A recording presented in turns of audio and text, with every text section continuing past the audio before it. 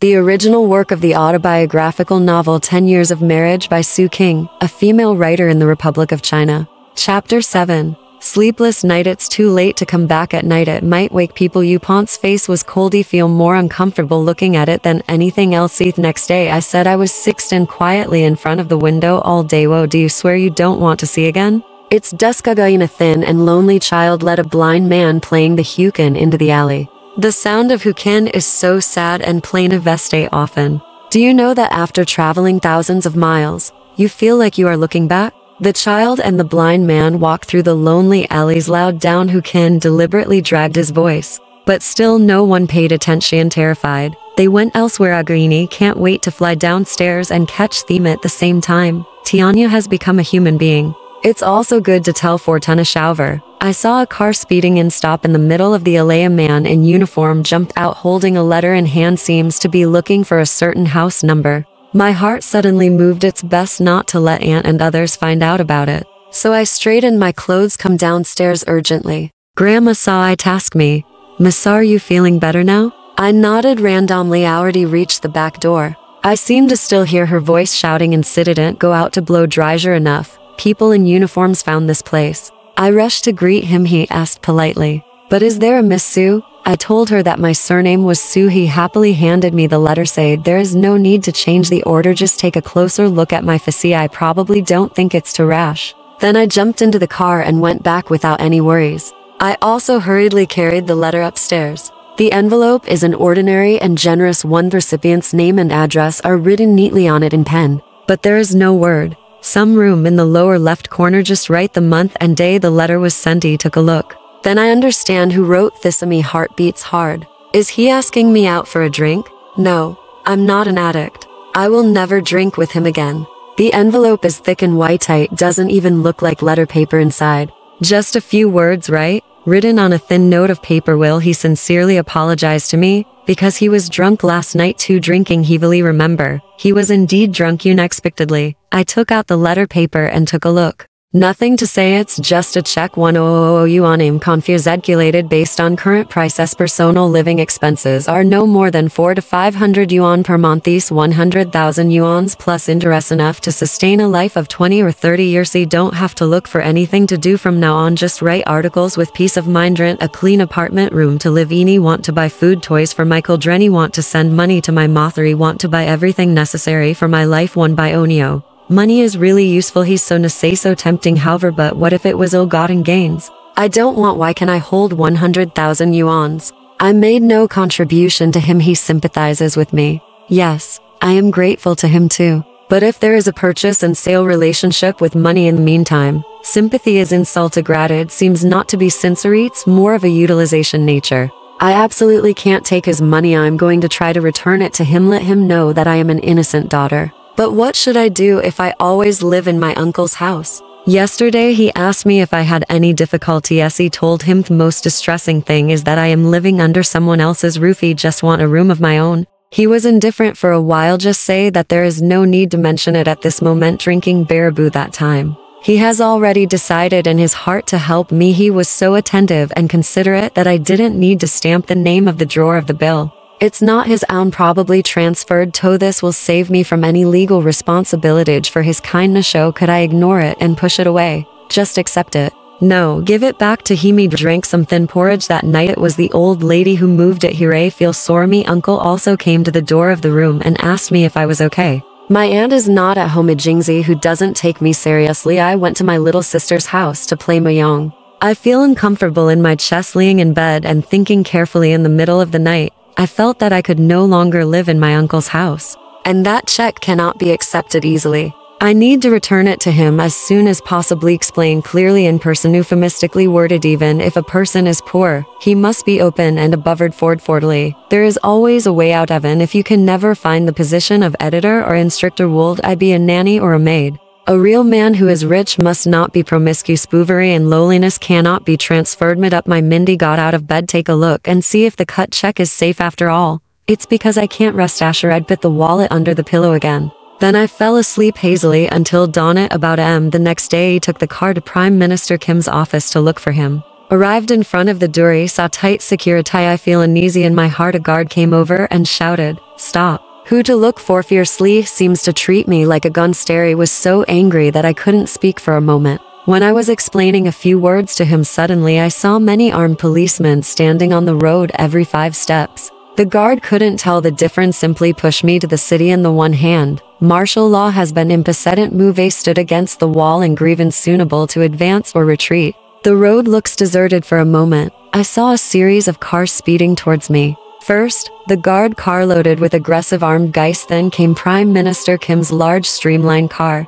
That was sent to my uncle's house last night. He clearly recognized that he was wearing a yellow woolen national uniform today. Hair combed neatly, high-spirited. It's not like I drank too much last night. Then 5 or 6 more cars followed.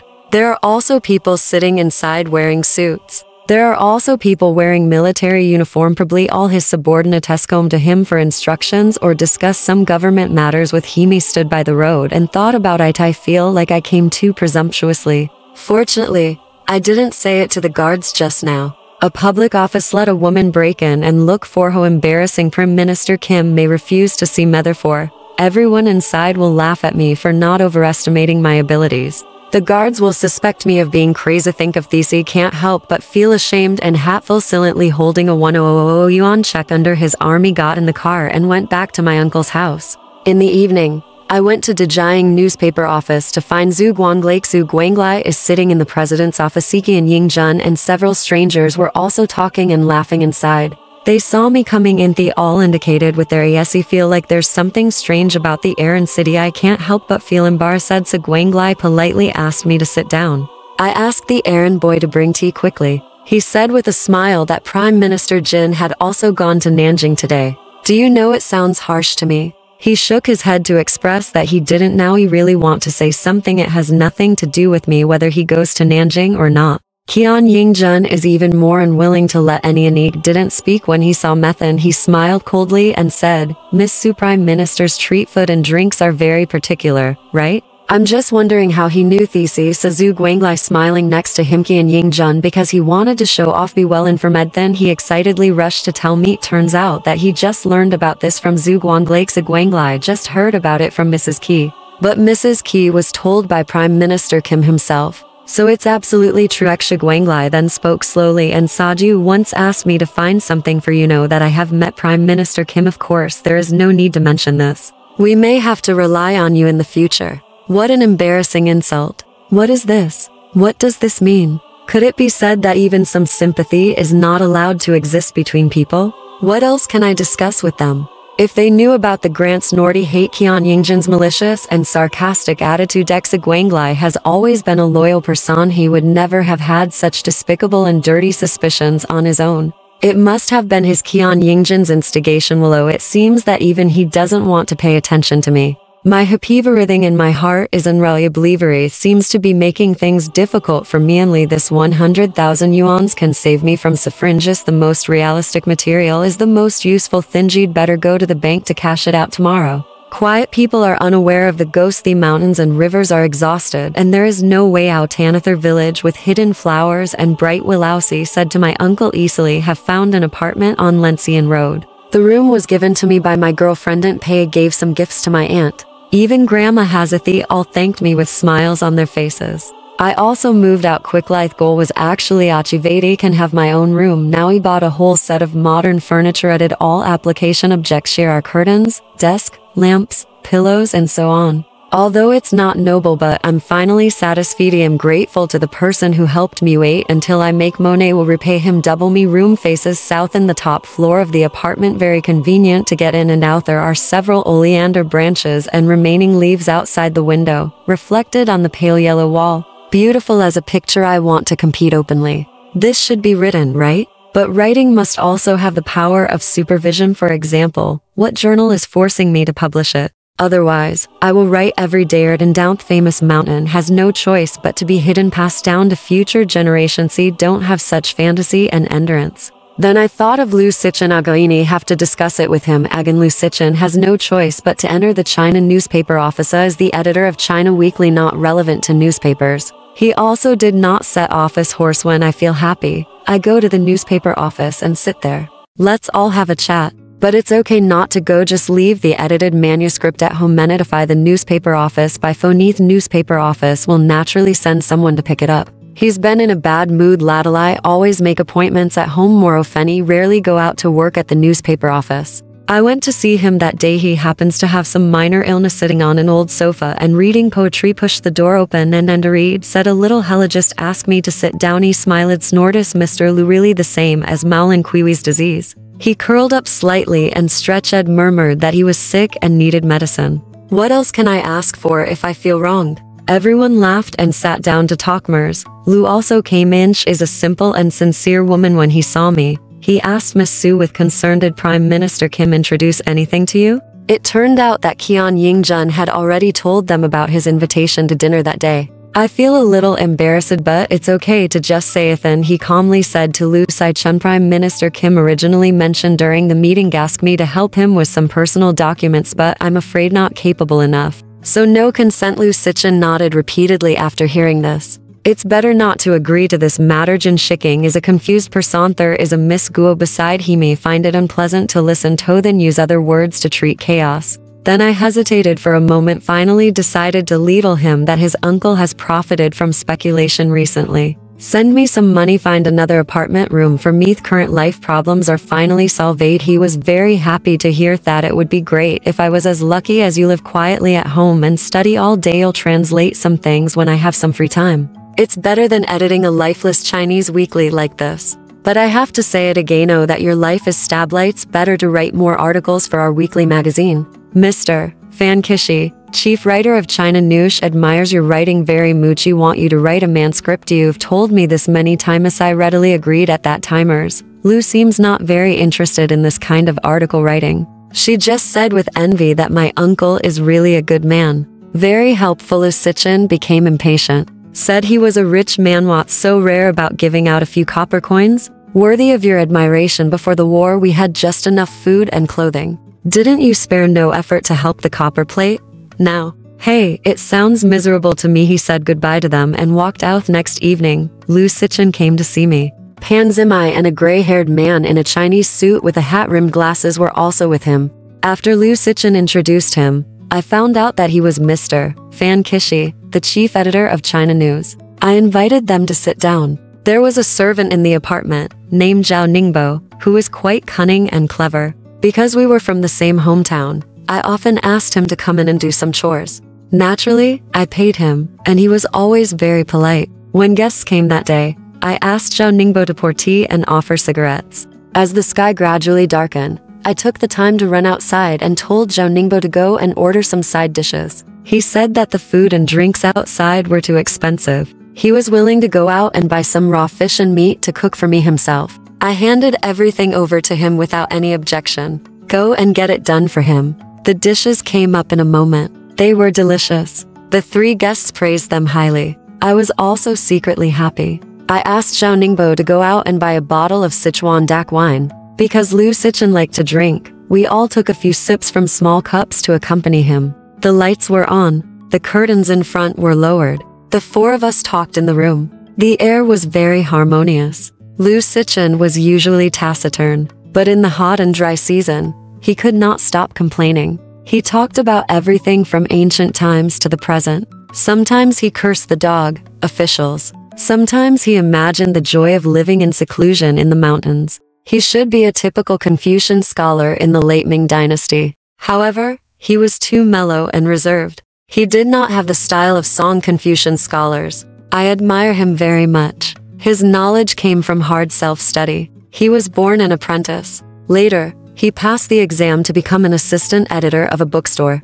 He was finally appreciated by a famous scholar at home and abroad. He was invited to edit Qingfeng magazine. Later, he successively published several large-scale publications. They all had a great influence on the literary world at that time. Therefore, he was a hero of the time. However, he is now depressed. He knows that now is not the time to do things. It is only because the road is blocked and life is difficult. So he has to work in China newspaper to make a living. What about the sad people in troubled times? Pan Zimai's attitude towards life is different from him. He is very young, smart, and capable. He fled from Hong Kong to Shanghai. He was kept by an old woman and had to work here. At first, he didn't want to do it, in his heart. But later, when he saw that his superiors relied on him, he was unwilling to muddle through. He believed that people with ways will always have ways at any time and place. Therefore, he became bold and active. He and Lu Sichen were old acquaintances.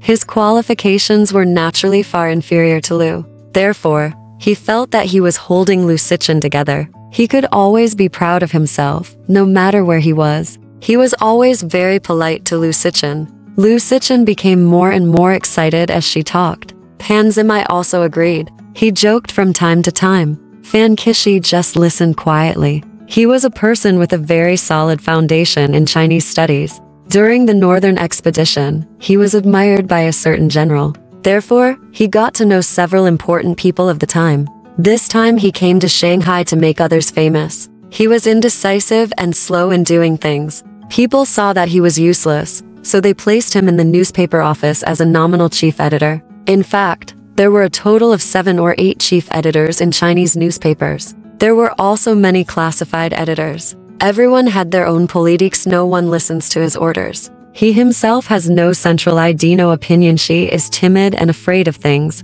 He is even more afraid of offending people, except when he has to fill the seats when holding side meetings. She usually doesn't say anything. He presides over the meetings every time. The meetings last at least 4 or 5 hours. Everyone argues until their faces turn red. He just sits there in silence.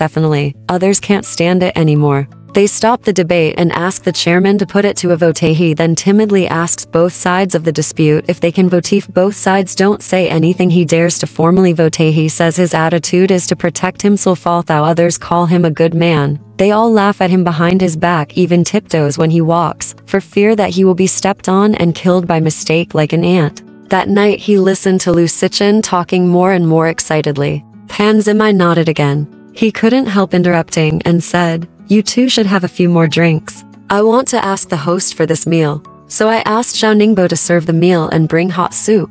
Lu Sichen didn't eat. He just smoked slowly. The 3 of us ate. Zhao Ningbo took the leftovers away. Then he closed the door for me. Lu Sichen leaned on the bed. While smoking, he seemed to be thinking about something. He suddenly fell silent. I poured them 3 cups of strong Longjing tea and 8 pine nut candy myself. Pan Zimai felt bored and found a newspaper to read. Fan Kishi yawned and sat upright on the chair with clear eyes. Like an old monk. I said, "Mr. Fan, please sit on the sofa. It's more comfortable." He opened his eyes and smiled. "Ha, poor scholars like us feel comfortable enough sitting in the ladies' room. The chair is also good, but I have to go to the newspaper office tonight to write a weekly article. I'm drunk and full. Let's say goodbye." Pan Zimai also said she wanted to go home. Lu Sichen seemed to want to rest for a while, but it was not good to stay alone. She had to use her sleeve to shake off the cigarette ash that had just fallen on the sheets. She said she would come to drink another day. I saw the 3 of them off. I watched them go far away at the gate. Then I went back to my room. The lights in the apartment were all off. The fallen leaves were all over the ground. The dead branches were quiet. I couldn't help but feel nostalgic. I entered my room. The first thing I smelled was a strong smell of cigarettes. It was so pungent. Excited if men can't drink, then what's smoking? I like Lu Sichen's wisdom and indifference. If a woman can marry such a husband, the beauty of the red sleeves will accompany her reading. Wouldn't the joy of the boudoir be comparable to that of Yi and Jushi and Zhao Mingcheng? Thinking about it, I swept the floor clean, poured the remaining tea leaves out of the window and poured them on the mulch soil of the pottery at home. Let him go. The night is long and the moon is quiet. I am alone and tasteless. I'd better close the window and go to bed. And I don't want to open the window for too long. Let the smell of smoke and human breath in the room escape. He will accompany me to sleep. I am confused in bed. I can't close my eyes for a long time. But the night is long and people can't sleep. The wine and lights are bright. The leaves of the French plane tree.